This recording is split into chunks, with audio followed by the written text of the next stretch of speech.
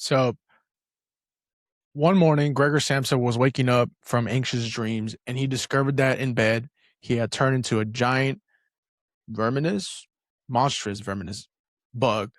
Well, if you read this bad boy right here, the Metamorphosis, you probably recognize that line. Now, this is a really good book, a classic, if you will. But I'm gonna try to explore this in ways of how it applies to now. I think this book was written in the 1800s, so you know it's definitely a book that is now and can be very much applied to our lives. But what if your body didn't change, but overnight, you lost your job, your friends stopped calling, the people that love you, or the people you provide value to, like, would they still be here? Because that's some of the parts that this book explores. Will you still be the same person to them? Because Gregor, the main character in this, was definitely not the same person to his family. And you know, more importantly, would they still value you if you didn't provide anything that you provided now? So that's some of the themes that the Metamorphosis explores. It's a story about Gregor Samsa, Samsa, a traveling salesman who also wakes up in the morning and discovers that, you know, he transformed into a monstrous bug. A lot of people argue on what kind of bug he turned into. The book describes it, I think, as a beetle. It's just like a shell on his back or something, but whatever. Um, you know, the crazy part about this is, though, the book never really tells you like how this dude turned into a bug. Like, it just says like one day he woke up and was just like a bug. So immediately I was like, okay, this is probably a metaphor of some sort. There's no scientific explanation. It's fiction, but there's no magic in it. He just wakes up and this dude is a bug. And from time to time you're reading and you're like, is he a literal bug or is he not? Like, it's super interesting because some of the adjectives that are used to describe some of his behavior, you're just like, is this a metaphor for like someone who is mentally going through something, or is this dude literally like a bug? Um, However, though, what really is important is what happens when this happens to him. Like, he can no longer work, he can no longer provide for his family, he can barely take care of himself.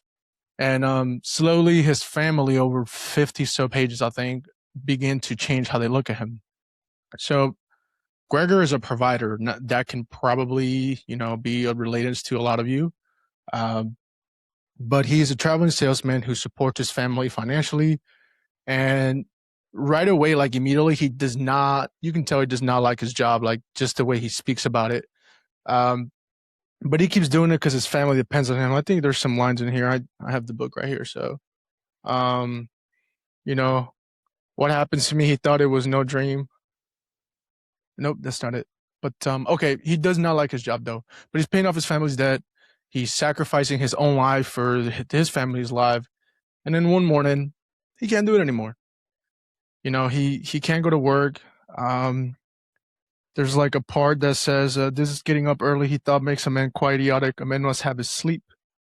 Um, he says, "Oh, he thought, what a demanding job I've chosen." So you know, everything changes for him after the morning he wakes up this way. And everything after that changes even more. His family at first starts taking care of him, especially his sister, Greta, I think is her name. Um, she's she's essentially very compassionate towards him. She brings him food, which he doesn't eat very much because obviously this dude is a he describes it as like human food, and this is the part that gets confusing. But I'm pretty sure this is a metaphor for somebody that's mentally depressed or something. Cleans his room. She tries to understand what he needs, but as time passes, you begin to see that she stops doing these compassionate things towards him. His family starts to work. They have to take responsibility for their own lives because this dude is no longer working, and Gregor now is no longer just like he's just not a family member anymore. He's more like a burden to them. Um, Eventually, his younger sister, who takes care of him most, it tries to get like rid of him, and I'll try not to spoil it too much. But the thing with the bug here, the concept is like alienation when someone is like going through stuff. Um, I don't think the bug thing is a point. It's what it represents, is what I'm getting at. And when someone no longer functions the way society expects them to, like what happens to that person, right? Think about someone who's like severely depressed, someone who can't get out of bed, someone who just stops eating, someone who no longer answers their phone, someone who doesn't go anywhere. Like they're just stuck in the room. And obviously, if they're not doing it and they don't work, like they can't provide for themselves. So someone has to provide that, or probably going to become homeless, which probably happens a lot because there's a lot of homelessness people around. And you know, at some point, it's like, what's wrong with them? And then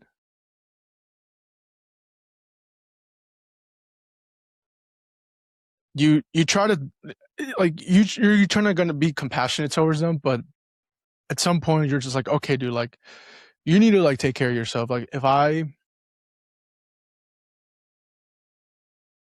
didn't provide for myself, could I go to my family? Probably, but I think after a while they would definitely see me as a burden, especially being Hispanic. My parents are probably gonna be like, dude, do something with your life. I mean, they kind of did before like after high school, because I wasn't really doing anything. And that's one of the things that I joined the military so impulsively. Like it was just like, oh dude, I need to do something with my life. Here's some structure, that probably it. Um and what happens when someone does not do that, though, however, like someone that does not impulsively join the military, um because that was a lifeline for me. I eventually got to leave my home. I got to live on my own. I obviously live on my own right now. That provided me with the funding to be able to have a camera and this microphone and all these lights. Like, but in a couple of months, I'm about to leave the military, and I do have emergency funds, but I eventually have, like, I have this lease that I just re-signed for another year. And what happens if I just don't decide to get out of bed one day? Right? What if I'm Gregor at some point? It becomes interesting because would people take care of me? Yes. Would people check up on me as soon as after I leave the military? Yeah, probably a lot of people are going to check up on me. The ones I'm relatively close to, they're going to ask how I am and stuff like that. But after a while, like, that could become burdensome. Not only that, but people have their own lives to live, right? I can't expect them to always check up on me and all this other stuff, or come visit, because life is incredibly busy, especially now. I feel like everybody's super busy. Which I've talked to this like 2 episodes ago, that everybody's just incredibly busy. Like, where did everybody go? Everybody's just working, doing the next thing, productivity, yada yada yada. Um, but what happens when your ability to be useful goes away? Well, to Gregor, his family stopped taking care of him. They started seeing him as a burden, and they eventually moved on. And think about like the people you socialize at work. Like you have work friends, you probably like go hang out with and stuff. But after work, do they reach out? Do they not? Like that's the thing. Like I have that. I have work friends, but they're also my friends. Like the military is a little different. Like it's kind of difficult to share that, because it's a little different, because ours is a different kind of friendship. I spend time with these people more than I do with anybody else. Shit, even alone in my own house. Um, but if after work, like, I'm not going to be around them that much anymore. And is this relationship partially because of work, or is it because we are friends? For me, I would say those I'm definitely friends with them. So this is not just a work thing. And I'm not saying that makes these relationships fakes, but proximity and being around others is what can create some of these friendships. And that's normal because you're around them so very often. But it does make me wonder, it's like, are we loved for who we are, or sometimes we love for what we can provide? Like for me at work, I'm relatively okay at what I do, not that great, but um I know my job good enough. And sometimes people ask me for advice, but once I'm out of the military, um and policies start changing and new systems are introduced and whatever, I don't do anything cool. I just deal with like supply chain and financial stuff. But a lot of stuff changes. I'm no longer going to be the person some friends of mine call to be like, hey, dude, like, I know you know this. Like, they're not going to be able to do that anymore once I'm out because I'm not going to be updated to the new policies, to the new regimes, to the new systems and the new procedures. Like, I'm just going to be like, dude, I don't know, bro. Find somebody else you can call, right? So does that mean they're going to stop calling me a lot less? Probably because, they're going to be in and I'm going to be out. And I'm not going to have the same information as them, which doesn't make me as useful anymore in terms of work. Now, this is where I ask is like work friendships or just, friendships. I do have connections with them for many stuff like gym and games and books and whatever, like, or just relatively checking up, but the frequency is a lot less. Um, but to the extreme here, like Gregor, like this dude does not have that. Like eventually his family just starts moving on without him. They stop taking care of him. I believe they hire somebody to take care of him, and this lady does not take care of him very well. So yeah, I think about that a lot with relationships that can be transactional. I have been very blessed um to not have those kind of relationships. But when I was younger, uh I definitely did try as far as status when I was like in high school to like hang out with cool kids because the transactional thing was like, oh, I'm hanging out with the cool kids. Therefore, I'm probably one of the cool kids, right? Um, but that was very exhausting. It's very performative, and as an adult, I don't really do that anymore. Like I don't have to perform. If somebody doesn't like me, I'm just like so much easier for me to just not deal with that. Um, and that that nowadays is super difficult too because friendships are now too of like if you're a creator, you would probably want to have friends that are creators because you can probably leverage their audiences a bit or doing stuff for them or their experiences and stuff like that can be very transactional. um but you really like want to ask yourself like, do I really like these people when it comes to friendships like that? Because transactional relationships are like very exhausting, and I'm talking like friendships, anything really that is so transactional. It would be very exhausting.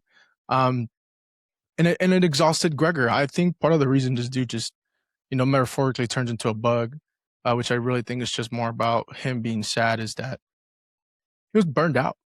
uh he took care of his family, his dad, his mom, his sister.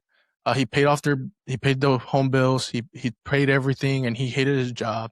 And uh he paid off like their debt. There was something about debt, but his dad had like money saved up and paid this debt off. And then he began to work, and his mom had to sell off like the jewelry. And then his sister had to work, and she was like, I think a violin player or something. And he was like working to send her to like this good school. But then this dude one day just like burns out, and he's like, I'm a bug. I woke up as a bug. I can't do nothing, can't take care of myself, can't eat, can't clean myself. I can't even leave my room. And you know, this is the relationship for him. The transaction for his family is that he brings in money. None of them work.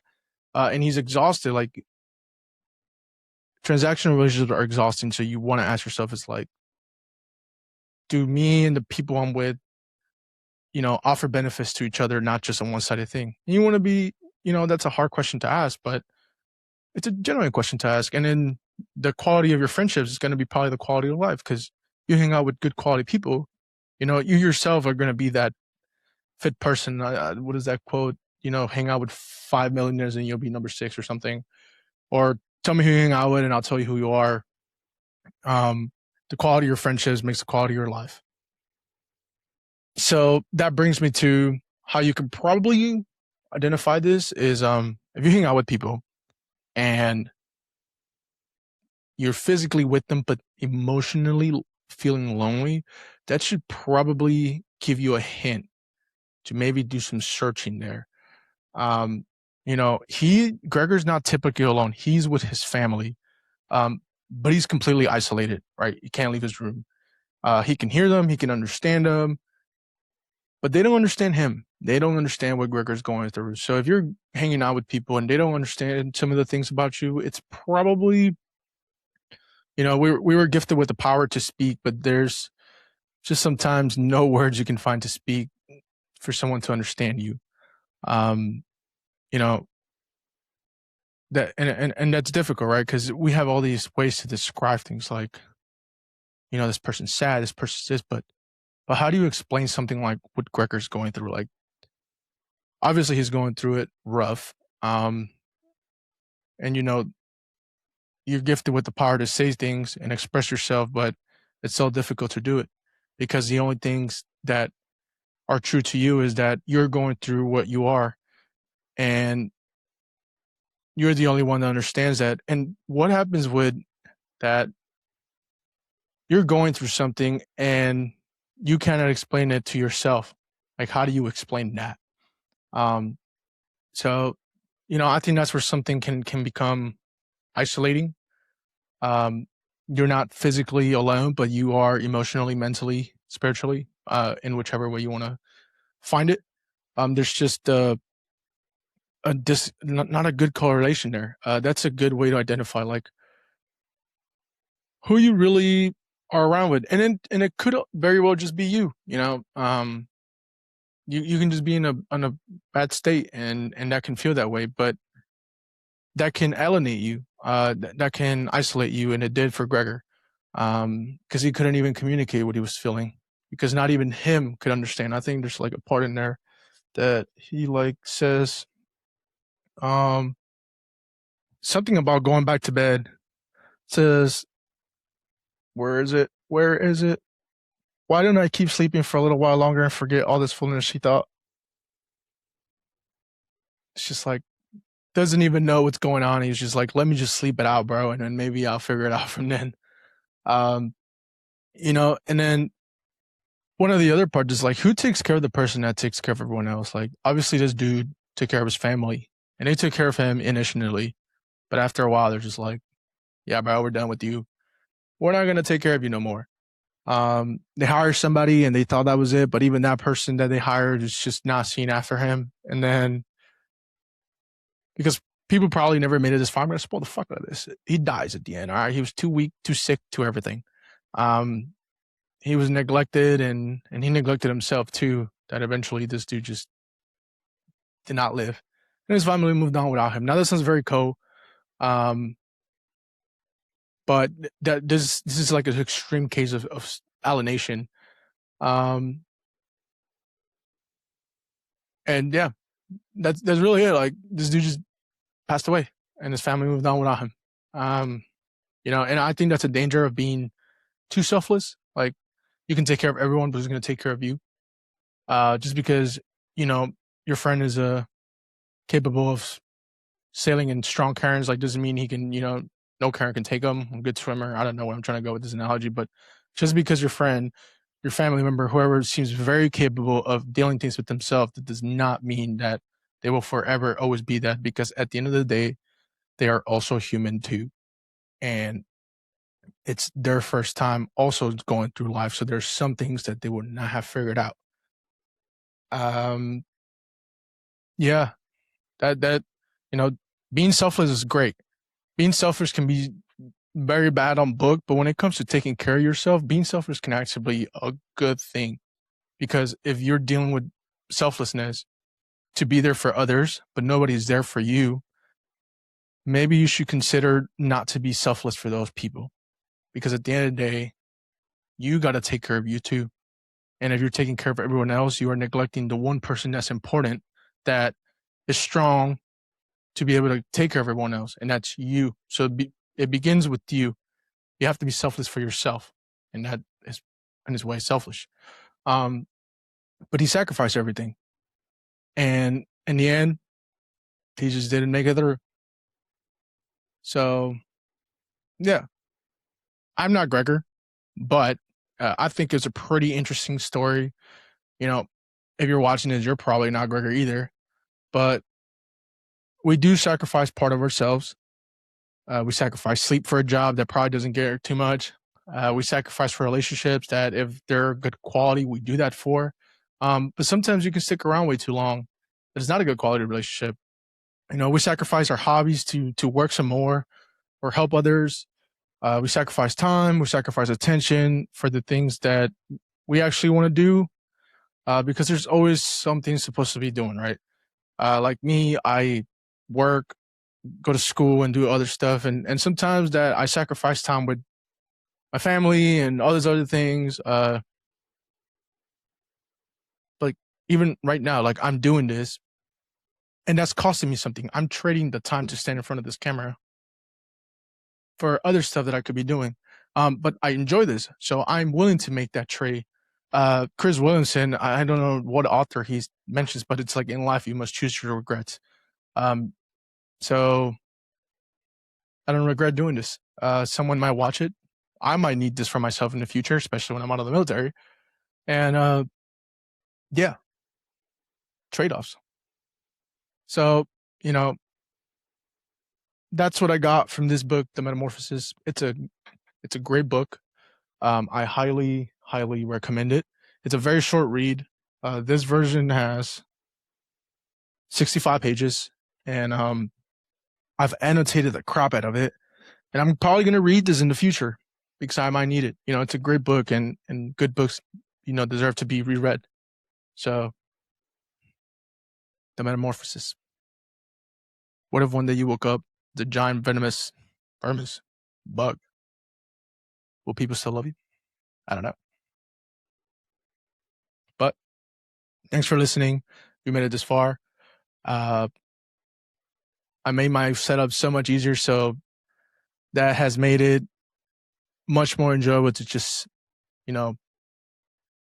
think about the topic I want to talk about, what's been going on in my mind, what books I'm enjoying, what books I've enjoyed, and talk about them because I have so many things going on in my brain, and this serves as to get them away out because I'm writing them, I'm thinking about them.